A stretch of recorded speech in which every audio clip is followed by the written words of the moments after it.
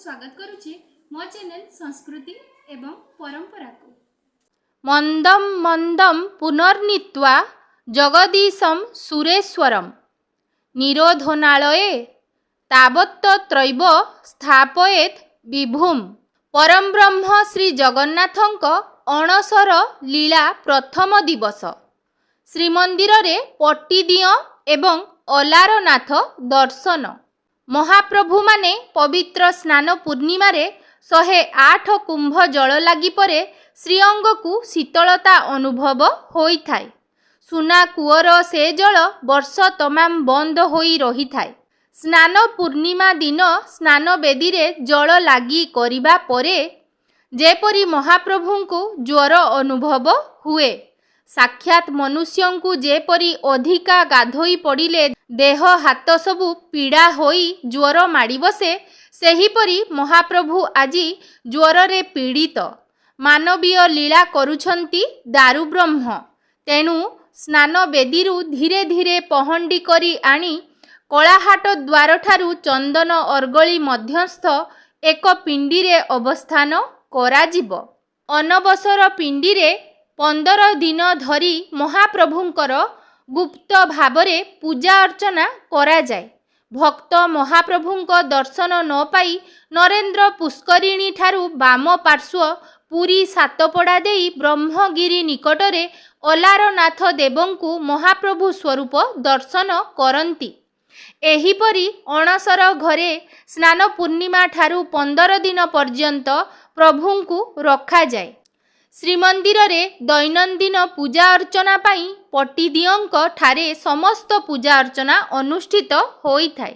श्रीमंदिर रे पट्टिदिय उक्त 3 बाड़र देवता माने श्री बलभद्रंक बाड़रे वासुदेव, राम, कृष्ण एवं नृसिंह, माँ सुभद्रांक बाड़रे भुवनेश्वरी, श्रीदेवी एवं भूदेवी, प्रभु जगन्नाथंक बाड़रे नारायण, मदन मोहन, दोल गोविंद 10 अवतार भावरे पूजा अर्चना आदि करा जाए। एही समय रे पट्टिदिय पूजार परंपरा प्रचलित।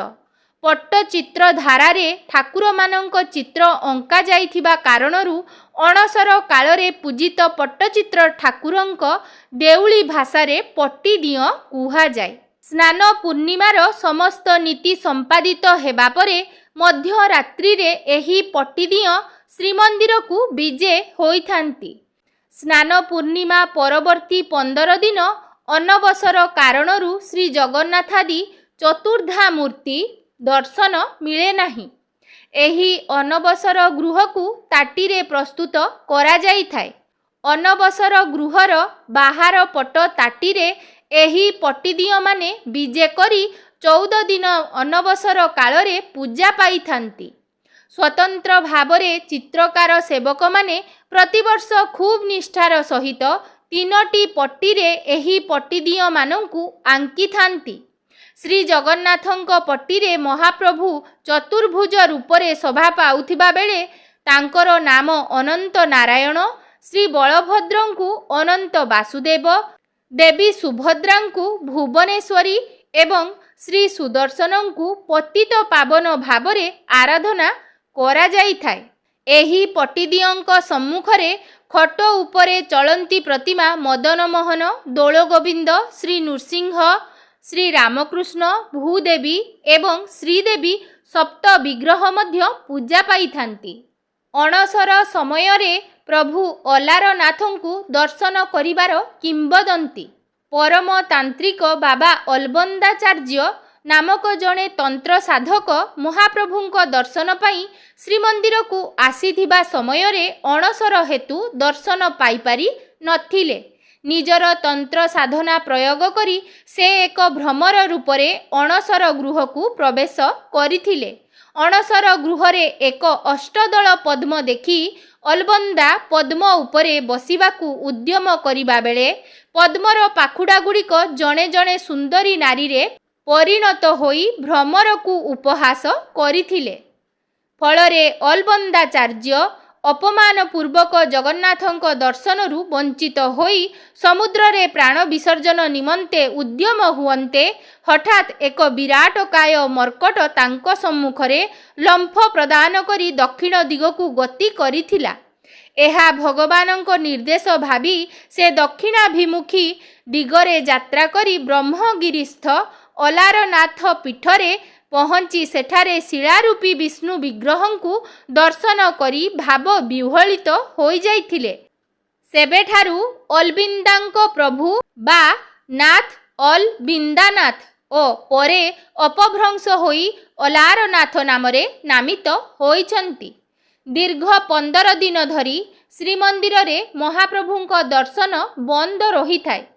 ତେଣୁ ଏହି ସମୟରେ ଭକ୍ତମାନେ ଶ୍ରୀଜୀଉମାନଙ୍କୁ ଦର୍ଶନ କରିନପାରି ବ୍ରହ୍ମଗିରିର ଶ୍ରୀ ଅଲାରନାଥଙ୍କୁ ଦର୍ଶନ କରି ପୁଣ୍ୟ ଅର୍ଜନ କରିଥାନ୍ତି। ଶ୍ରୀମନ୍ଦିର ରତ୍ନ ସିଂହାସନରେ ଶ୍ରୀଜୀଉଙ୍କୁ ଦର୍ଶନ କରିବାରେ ଯେତିକି ପୁଣ୍ୟ ମିଳେ, ଅଣସର ସମୟରେ ଶ୍ରୀ ଅଲାରନାଥଙ୍କୁ ଦର୍ଶନ କଲେ ସେତିକି ପୁଣ୍ୟ ମିଳେ ବୋଲି ପ୍ରବାଦ ରହିଛି। କାରଣ ଭଗବାନ ଅଲାରନାଥ ହେଉଛନ୍ତି ପ୍ରଭୁ ବିଷ୍ଣୁଙ୍କର ଚଳନ୍ତି ପ୍ରତିମା। ଚତୁର୍ଭୁଜ ଜଗନ୍ନାଥ କଣ୍ଠଶୋଭିତ କୌସ୍ତୁଭଃ ପଦ୍ମନାଭ ବେଦ ଗର୍ଭଶ୍ଚନ୍ଦ୍ର ସୂର୍ଯ୍ୟ ବିଲୋକନଃ। ତେବେ ଅଣସର ବା ଅନବସର ଲୀଳା ପ୍ରଥମ ଦିବସର ପାବନ ଅବସରରେ ଶ୍ରୀମନ୍ଦିରରେ ପଟ୍ଟିଦିଅଁଙ୍କ ଉପାସନାର ଦିବ୍ୟ ଦୁର୍ଲଭ ଦୃଶ୍ୟକୁ ଆମେମାନେ ମଧ୍ୟ ଆଗକୁ ଭିଡ଼ିଓ ମାଧ୍ୟମରେ ଦର୍ଶନ କରିନେବା। ଚାଲନ୍ତୁ।